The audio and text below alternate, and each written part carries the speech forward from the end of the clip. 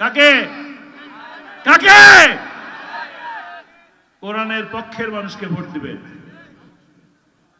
যারাই কোরআনের পক্ষে থাকবে তাদের সাথে থাকবে।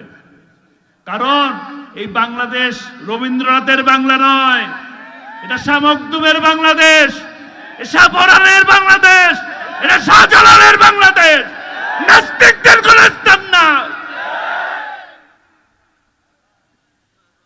কোন নাস্তিকের স্থান বাংলাদেশে হবে না। কোরআনের বিপক্ষে যারা যায় তাদের কি হয় দেখবেন, ছোট্ট করে দেখাই দেখেন। আল্লামা সাঈদীকে যারা কোরআনের বিপক্ষে থেকে আল্লামা সাঈদীকে যে ফাঁসির রায় দিয়েছেন, তাকে কোথায় পাওয়া গেছে? কলা পাতায়। কিভাবে পাওয়া গেছে? ছাগলের যে দড়ি দিয়ে বাঁধে, কি ছাগল গরু যে দড়ি দিয়ে বাঁধে, সেই দড়ি দিয়ে বেঁধে তারপরে টেনে নিয়ে গেছে। আমি নাম নিতে আমার লজ্জা লাগে, ঘৃণা লাগে, আমি নিলাম। ঠিক না?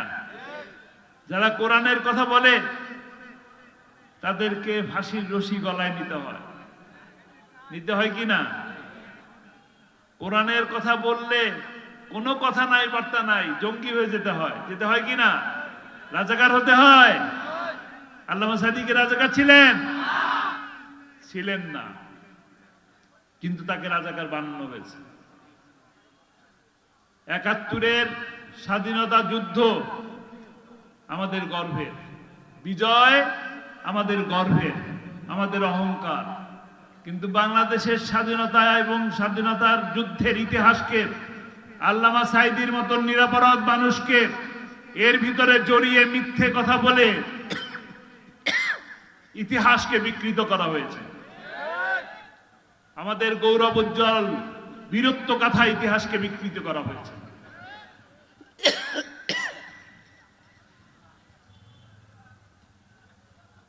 বিনা অপরাধে তাকে 13টি বছর কারাগারে বন্দী করে রাখা হয়েছে।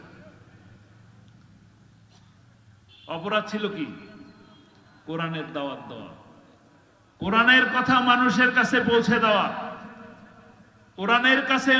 কোরআনের কথা মানুষের কাছে পৌঁছে দেওয়ার অপরাধে 13টি বছর। এখনো তো শীত আসে নাই, এর থেকেও কঠিন শীতের মধ্যেও তিনি 13 বছর জেলের মধ্যে ছিলেন। কতটা শীত ছিল চিন্তা করেন। আপনারা তো দরজা আটকায় দেন না? দরজা জানলা সব আটকায় দেন। এখানে আমার অনেক ভাই আছে যারা জেলে থাকছেন, আমি নাম নিতে চাই না, হাতও উঁচা করতে বলবো না। উপস্থিত অনেক ভাই আছে যারা জেলে গেছেন, সকলেই জানেন জেলখানায় কি কোনো দরজা আছে? শিক, লোহার শিক দেওয়া। সেই লোহার শিকের ভিতর থেকে ঠান্ডা কনকনে হাওয়া ঘরের মধ্যে ঢোকে। একজন 80 ঊর্ধ্ব বয়স্ক মানুষ সেই শীতের কনকনে ঠান্ডার ভিতরে চুপচাপ থাকছে, কখনো বলেন নাই যে কষ্ট হচ্ছে। 80 বছর বাঁচার জন্য কি না করি, শেয়ার বাজার লুট করি কিনা? শেয়ার বাজার লুট হয়, ব্যাংক ডাকাতি হয়। টাকা বাংলাদেশ থেকে পাচার করে কোথায় নিয়ে যায়? আমেরিকা নিয়ে যায়। ইলেকশনের আগে কি বলি? বাংলাদেশে মালয়েশিয়া বানাবো, সিঙ্গাপুর বানাবো। এমপি মন্ত্রী হলে কি করে? কানাডায় কি করে? কানাডায় বেগমপাড়া বানায়। কি বানায়? বেগমপাড়া বানায়। লাভ হবে? এই জীবনই শেষ জীবন নয়। এই জীবনে যে কাজগুলা করলাম তার প্রতিটা কাজের হিসাব ওই জীবনে যায় দিতে হবে আখিরাতের শেষ দিনে। পুঁজি কোনটা?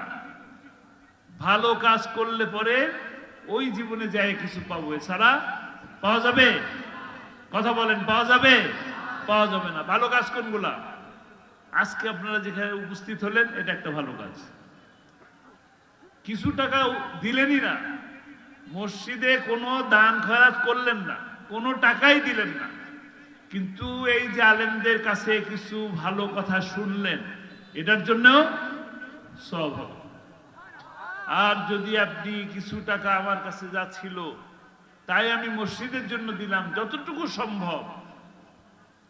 আপনার কারণে মসজিদটা সুন্দর হয়ে সাজায় দাঁড়ায় গেল এবং বছরকে বছর মানুষ সেজদা দিল। যত বছর এই মসজিদ থাকবে তত বছর আপনার নামে, আপনার আমলনামায় সব জবাব হতে থাকবে। বলি সুবহানাল্লাহ। যারা দান করলেন তাদের সব যাবে, যারা দান করলেন না তাদের সব যাবে না? তাদেরও সব যাবে।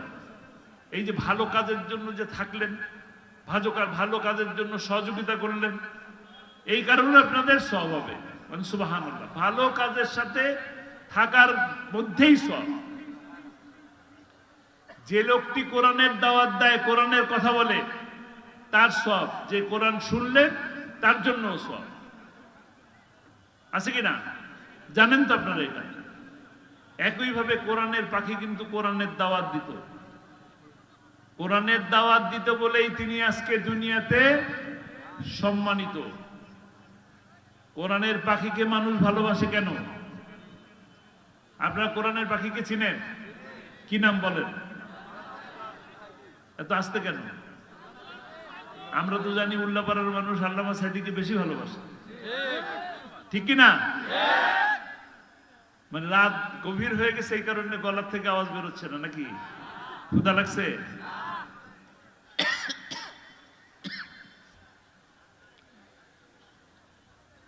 কোরআনের পাখিকে ভালোবাসেন আপনারা তার কোরআনের কথা শুনে। আর কোনো কারণ আছে? উনি কি আপনাদের আত্মীয়? মাসে মাসে টাকা দিতেন, চকলেট দিতেন, বিরিয়ানি খাওয়াতেন? ভালোবাসেন কেন? কোরআনের দাওয়াত আপনাদের কাছে পৌঁছে দিতেন, এই কারণে তাকে আপনারা ভালোবাসতেন। কোরআনের দাওয়াত গোটা বিশ্বব্যাপী তিনি পৌঁছে দিতেন বলেই তিনি দুনিয়ার মানুষের কাছে সম্মানিত। তিনি দুনিয়ার কাছে সফল একজন মানুষ। একইভাবে যিনি দুনিয়াতে সফল হলেন তিনি আখিরাতেও একই কারণে সফল হবেন। আমরা সকলে, আমরা উপস্থিত যে মানুষগুলো আছি, আমরাও একইভাবে দুনিয়াতে সম্মানিত হতে পারি যদি আমরা কোরআনকে মানি, কোরআনকে বুঝি, কোরআনের কথা মানুষের কাছে পৌঁছে দেই। আল্লাহ তাআলার ভালোবাসা পাবো, আল্লাহ তাআলা আমার ভালোবাসা মানুষের কাছে পৌঁছে দেবেন। ঠিক কিনা? ঠিক বুঝেন এটা? আবার এটার মধ্যে বিপদও কিন্তু আছে। বিপদ আছে কিনা? কোরআনের কথা যারা বলে তাদেরকে 13 বছর 15 বছর জেলে থাকতে হয়। যতবার সাক্ষাৎ করছি,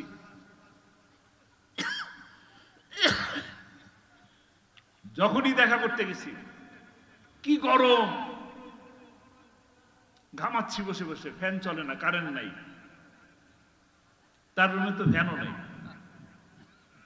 ওই গরমের মধ্যে থাকার পরও এই শীতের ভিতরে এত বড় দরজা, লোহার শিক, বাতাস ঢুকতেছে, ঠান্ডা কনকনে হাওয়া। সকালবেলা যখন দেখা করলাম বললাম কেমন আছেন? গরম কি, বৃষ্টি কি, আর শীত কি, প্রতিটা সময় বলতেন আলহামদুলিল্লাহ, আল্লাহ অনেক ভালো রেখেছে। আল্লাহু আকবার, আল্লাহু আকবার। কোন কষ্টকেই তিনি কোনদিন কষ্ট মনে করেন নাই, কারণ ওই কষ্টটাকেই মনে করছেন আল্লাহর জন্য আমি উৎসর্গ করলাম, আল্লাহর খুশির জন্য আমি এই কষ্টটা মেনে নিলাম। আমার এই কষ্টটা যদি আল্লাহ কবুল করেন তাহলে আমি সন্তুষ্ট, তাইলে আমি সফল। কোরআনের দাওয়াত দেওয়া সহজ কথা নয়, মেনে নিতে হবে এরকম সময় আমার জন্য আসবে। আজকে আপনারা মনে করতেছেন ভালো আছেন, ভালো আছেন আপনারা?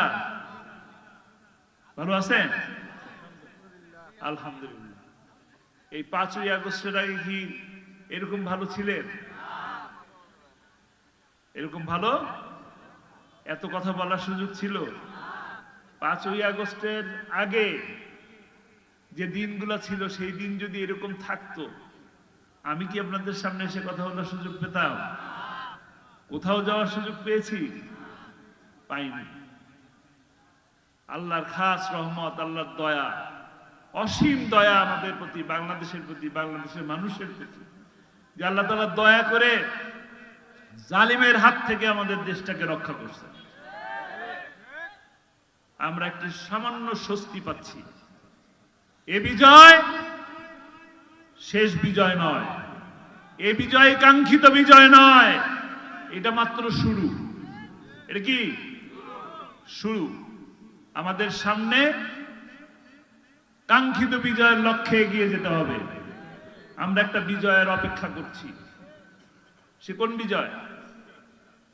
একটু পরে বলতেছি। আপনারা যে আল্লামা সাঈদীকে ভালোবাসেন, সে আল্লামা সাঈদীকে নিয়ে আসা হলো কারাগার থেকে।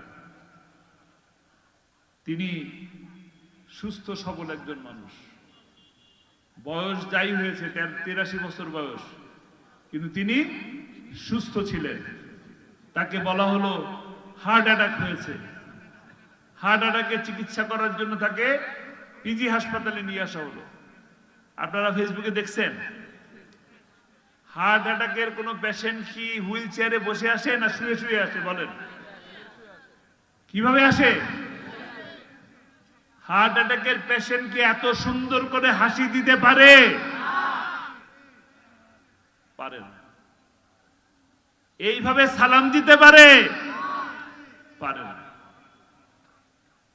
কিন্তু তিনি যখন অ্যাম্বুলেন্স থেকে নামলেন, আপনাদের সকলের জন্য, উপস্থিত যে মানুষগুলো ছিল এবং আপনারা যারা পরবর্তীতে দেখলেন, প্রত্যেকের জন্য, দুঃখিত, প্রত্যেকের জন্য অত্যন্ত সুন্দর করে একটি সালাম দিলেন, আসসালামু আলাইকুম। শুনছেন না?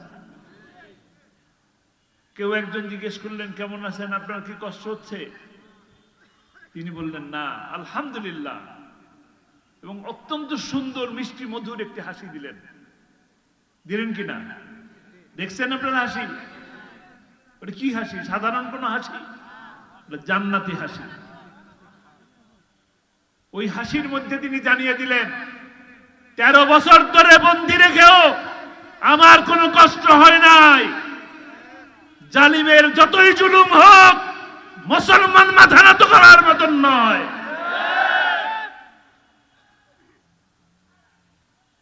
তিনি হাসি দিলেন, বললেন, আলহামদুলিল্লাহ, ভালো আছি। আমার সাথে যারা আছে এরকম দেখালেন না? এরা আমাকে অনেক দেখে শুনে রাখছেন। দেখছেন না ভিডিওটা?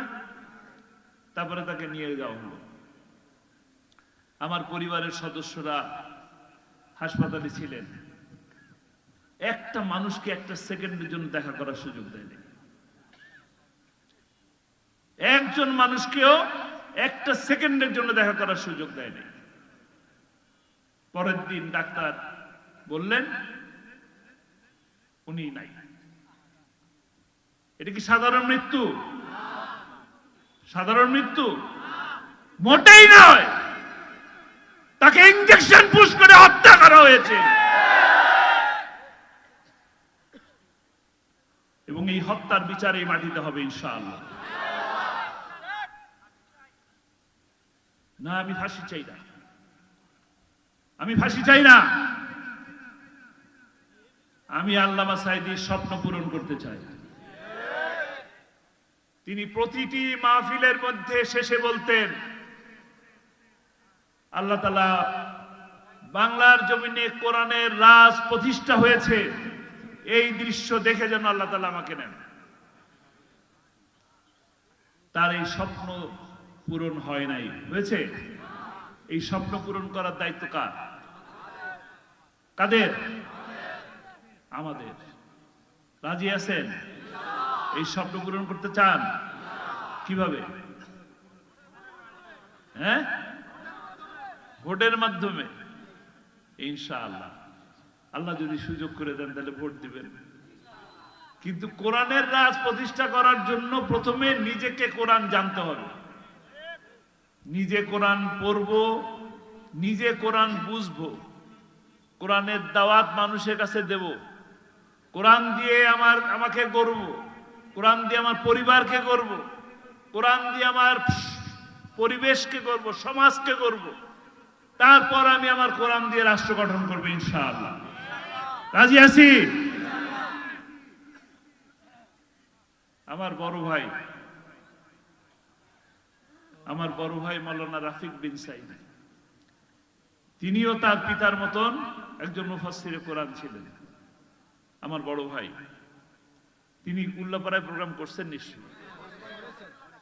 উল্লাপাড়ায় আসছেন, বেলকুচি গেছেন, সিরাজগঞ্জের বিভিন্ন জায়গায় গেছেন, পাবনায় এসছে, টাঙ্গাইলে এসছে কোরআনের দাওয়াত দিতে। তিনি আব্বার মামলা চলাকালীন সময় কোর্টের ভিতরে হার্ট অ্যাটাক করে ইন্তেকাল করেছেন। আল্লাহ তাআলা তাকে শহীদি মর্যাদা দান করুন। 28শে ফেব্রুয়ারিতে যখন আল্লামা সাঈদীর ফাঁসির রায় ঘোষণা করা হয়, তখন অসংখ্য মানুষ রাজপথে জীবন দিয়েছে। আপনাদের এই সিরাজগঞ্জেও এরকম হয়েছে কিনা? পরবর্তীতে আব্বা বলতেন, কোরআনের জন্য আমাকে ভালোবেসে এতগুলো মানুষ জীবন দিছে, সর্বপ্রথম আমার ছেলেটা আমার জন্য জীবন দিছে। আমার বড় ভাইয়ের কথা বলতে চাই, এই কথাটা বলতেন, কোরআনের জন্য সর্বপ্রথম আমার ছেলেটা জীবন দিছে। কিন্তু আরো একজন রফিক আছে কিনা? আছে। আপনাদের প্রিয় মুফাসসির, কোরআনের পাখি, শহীদ আল্লামা দুরার হোসেন সাঈদী রাহমাহুল্লাহ, তিনি আপনাদের এখানের যে রফিক আছে তাকে বলতেন যে আমার এক ঘরে এক রফিক আছে, এই আর এক রফিক। কি রফিক?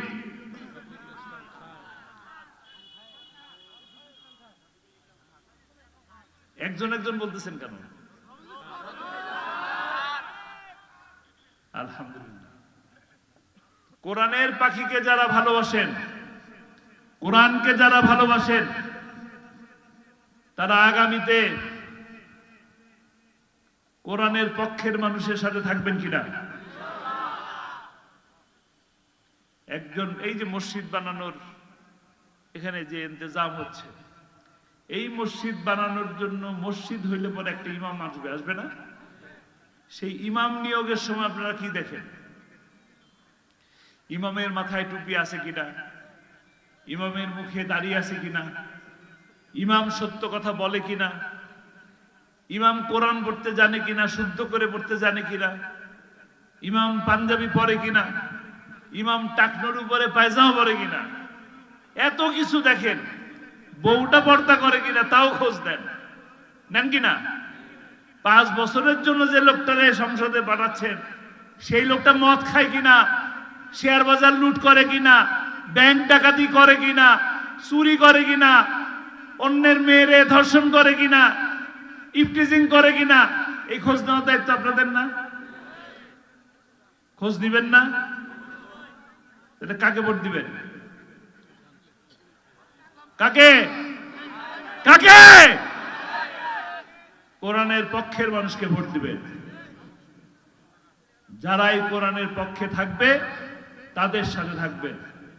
কারণ এই বাংলাদেশ রবীন্দ্রনাথের বাংলা নয়, এটা শাহ মখদুমের বাংলাদেশ, শাহ পরানের বাংলাদেশ, এটা শাহজালালের বাংলাদেশ, নাস্তিকদের কোন স্থান না।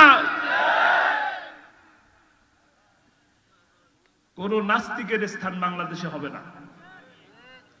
কোরআনের বিপক্ষে যারা যায় তাদের কি হয় দেখবেন। ছোট্ট করে দেখাই দেখেন, আল্লামা সাঈদীকে যারা কোরআনের বিপক্ষে থেকে আল্লামা সাঈদীকে যে ফাঁসির রায় দিয়েছেন, তাকে কোথায় পাওয়া গেছে? কলা পাতায়। কিভাবে পাওয়া গেছে? ছাগলের যে দড়ি দিয়ে বাঁধে, কি ছাগল গরু যে দড়ি দিয়ে বাঁধে, সেই দড়ি দিয়ে বেঁধে তারপরে টেনে নিয়ে গেছে। আমি নাম নিতে আমার লজ্জা লাগে, ঘৃণা লাগে, আমি নিলাম। ঠিক বলছি? 28শে ফেব্রুয়ারিতে 2013 সালে ফাঁসির রায় দেওয়ার পরে চুয়াডাঙ্গার এমপি আনার তিনি মিষ্টি বিলাইছেন। আওয়ামী লীগের এমপি মিষ্টি বিলায়া বলছেন, জনসভা মিছিল করে নিয়ে জনসভা করছেন, জনসভা করে বলছেন এই রায় দ্রুত সময়ের মধ্যে কার্যকর করতে হবে এবং তার দাফন বাংলার মাটিতে হতে দেওয়া যাবে না। তার দাফন হয়েছে? ভালো মতন হয়েছে? আনারের দাফন কোথায় হয়েছে? কোথায়? কোরআনের বিপক্ষে যারা যায় তাদের পরিণতি এইটাই হয়। আমরা কোরআনের পক্ষে আছি, কোরআনের পক্ষে থাকবো ইনশাআল্লাহ। রাত অনেক হয়ে গেছে, আপনাদের আমি আর কষ্ট দেব না। আমার মা বোনরা আসছেন অনেক দূর থেকে। আল্লাহ তাআলা আমার মা বোনদেরকে ভালো রাখুন, সুস্থ রাখুন। মা বোনদের সকল প্রকার দুঃখ কষ্ট বেদনা আল্লাহ তাআলা তার কুদরত দিয়ে দূর করে দিন। আপনারা যারা উপস্থিত থাকলেন, কথা শুনলেন, তারা প্রত্যেকেই তার পরিবারের জন্য সদয় হৃদয়বান হবেন। আর আমি তো আমার বাবা হারিয়ে ফেলেছি। আমি সক্ষম থাকা অবস্থায়ও আমি আমার বাবার প্রতি যে খেদমত করা উচিত ছিল, আমি 13টা বছর ধরে তার সেই খেদমত করতে পারিনি। কিন্তু আপনাদের যাদের বাবা মা বেঁচে আছেন, আপনারা আপনাদের সাধ্যের থেকেও বেশি আপনারা আপনার বাবা মায়ের জন্য খেদমত করার চেষ্টা করবেন। বাবা হারানোর পরে, মা হারানোর পরে আর পাবেন না, আর আসবে না, আর আসবে না, আর কোনোদিনও আর বাবা আর মা আসবে না। ওই বাবা মার দোয়া নেওয়ার জন্য, সেই বাবা মার জন্য আপনারা খেদমত করবেন। আল্লাহ তাআলা আমাদেরকে কবুল করুন, ইসলামের পক্ষে থাকার তৌফিক দান করুন, কোরআন বুঝে চলার তৌফিক দান করুন। দোয়া করবেন কোরআনের পাখি দুনিয়াতে যেমন কোরআনের পাখি ছিল, ঠিক তেমনি ভাবে আল্লাহ তাআলা যেন জান্নাতেও সবুজ পাখি হিসাবে আল্লাহ তাআলা তাকে কবুল করে নিন। আমা তৌফিক ইল্লা বিল্লাহ।